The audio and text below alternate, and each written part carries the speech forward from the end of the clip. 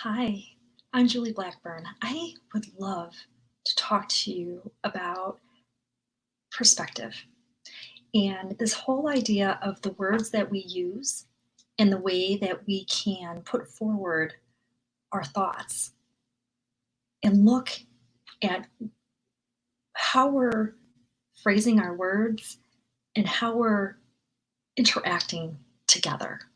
Okay, so right now, the big word is social distancing, right? We're being safe in our homes. And we all know that there's all these different things that we can do to actually reach out and do things a little bit differently, right? We're doing it in our personal lives. How are we doing that in our professional lives as well? Now, I want to read something to you. Uh, and this was said by APP Buddy. The force, the massive character, mind, heart, or soul that a man can put into any work is the most important factor in that work. Okay, I'm going to read that again. The force, the mass of character, mind, heart, or soul that a man can put into any work is the most important factor in that work. How does that apply to today? I'm going to say this. Hospice is a hands-on approach. Hands-on approach. This is the heart and soul of hospice. That genuine, authentic way of being doesn't just go away when we have the barrier of technology. Okay, so bear with me here. I'm going to have you do something. I want you to put one hand on your heart, and I want you to feel your heart. Can you feel it beating? Can you feel that rise and fall of your chest as you inhale and exhale? You can feel your physical body. But now I want you to reach out your hand onto your screen, and I want you to touch mine. What does that feel like to you? You feel the rise and fall of your chest? Do you feel the warmth of my hand? Because the energy between us is still there. As I do this here, I can see and feel that connection. Because I too have energy that's going through my hand and connecting to those who are connected to me. It's warm. It's warm right here. Have you ever done an activity where you looked into someone else's eyes and you didn't touch them? You just looked into their eyes and you matched their breath, their inhalations, their exhales. And you just looked right there at them, being truly present. Did you get a sense of their being? I was at a conference, an art therapy conference years ago, and I've got to just share this story with you. There we were in our closing activity, right? And here we were just paired up with the person who was sitting next to you. And we were to sit face to face with our knees pointing each other. And we were just to look into each other's eyes, match their breath, and see how we connected with each other. So as I'm sitting there with this woman, I had never met her before, and I'm sitting there with her, and I'm breathing in with her, and I am starting to match her. She wasn't feeling well that day. And all of a sudden, I got a flash of heat through my body. My neck turned red, my face got flushed. And I looked at her and I said, "Do you have a fever?" And she said, "I was not feeling well all day. And I feel like right now, in this moment, I'm feeling just that little bit better."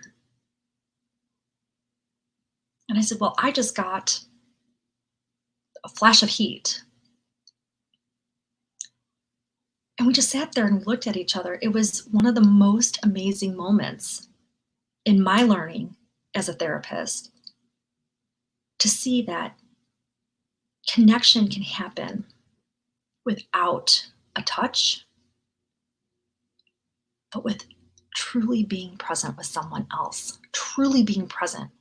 Have that be through a computer and having a barrier of technology, or if you're sitting right there in the same room.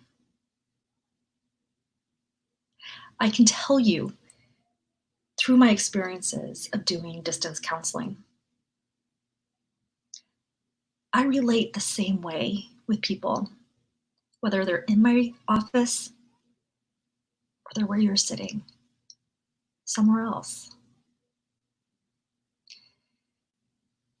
I just want to encourage you to think of a new perspective. So these are some words that I started to use in my own language. So one is virtual connected, virtually connected, right? So what does that mean? When I always challenge people to think of things in a different way.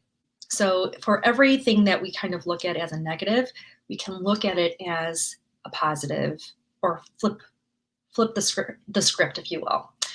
So if we're talking about social distancing, we can pair that with virtual connectedness, right? If we're talking about virtual presence or volunteering, that would have been when we would maybe bring our pet and do pet therapy, right? But now it needs to look different. So it'd be a virtual volunteering, or sitting presently with someone, right?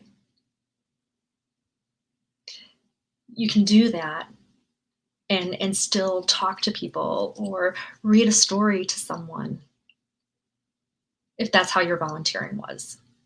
Virtual volunteering. I do it. I invite people into communities and we create artwork together. As an art therapist, artful intentions are really healthy and helpful during this time. And that's what I'm doing. I'm volunteering my time in a virtual way to be connected. Okay. Another idea is virtual compassion, virtual companioning, virtual comfort care.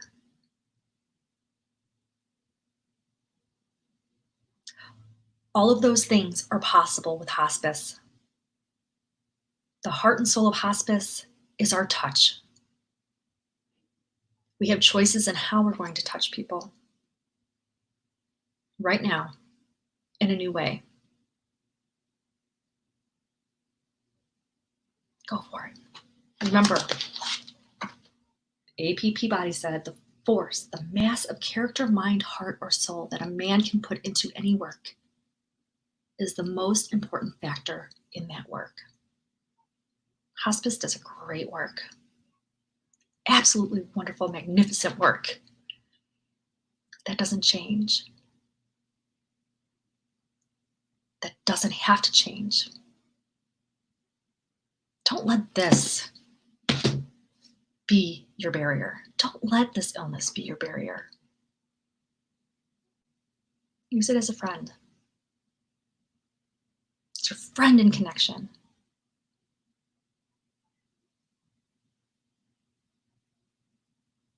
Go out there. Be the best nurses, doctors, caregivers, CNAs, bereavement counselors, social workers, chaplains, admins, IT folks. We need you more than ever right now. More than ever. Let's do this. Let's keep showing our heart and our soul and our work by being authentically virtual, right? Or being virtually authentic. Take care. I'm going to keep sending you messages of love because I know you can make these changes.